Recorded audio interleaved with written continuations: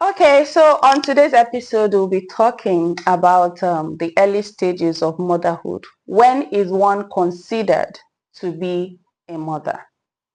So my question is, okay, because I've heard so many people say that you're not a mother until you have a child. Your child is the proof of your motherhood. And I've also heard that the moment you took in, you are already a mother. So even if something happens along the line, you are still Oh, a mother. mother. So when do you think it's okay to call someone a mother? When is someone considered a mother? Hmm. This is just my own point of view. Once you're legally married as a woman to the Okay. man, Okay. you're a mother already. Okay. Because your first child, your first baby is the man that you're legally married to. Ewo. Yes. He is your first Okay. baby. Mm-hmm. So whatever care that you will give to a child is that care you give to that man. Because Wow. he's the first baby you are going to have or you have at that point in time. All So right. that is just my own point of view. So will he care for me too as his first baby? It's just like definitely he will if he's a caring man. And if he is not, Mm-hmm. as mothers, we're there to instill morals, instill values into our kids. So you as the woman, you have that innate ability to instill that value into him. Wow. Yes. If Into you a want, grown man. You know he's yes, ma'am. already grown and he Yes. looked at you and said, you are the person he's going to marry and you think he still needs morals. Definitely, it's going to be a little bit challenging, but if you can be patient, values are things that you instill in someone. It takes time, but with time, you realize you achieve your goal. So So you need to be patient. Maybe the first time you try to show him this is what you need to do, needs to do for you as a woman.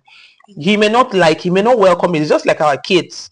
Sometimes you ask them to do some things, they may not welcome it, but you show them reasons why you feel they should do it. So I believe with time, definitely he will dance to your tune. but why does it feel like there is always a need to instill something in the men, but it looks like the women already know what to do when they're in marriage? Wow, Why?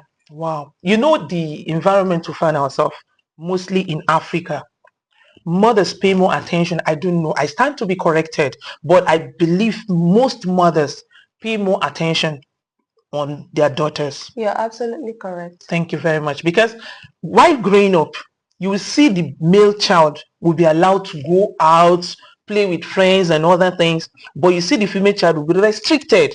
In fact, even your father will tell you you're not meant to be heard. You're meant to be seen. So Oh, those that's were the bad. mindsets most of us grew up with. So I think that also contributes to the So question you what do you just asked. think that this generation is doing differently to curb that?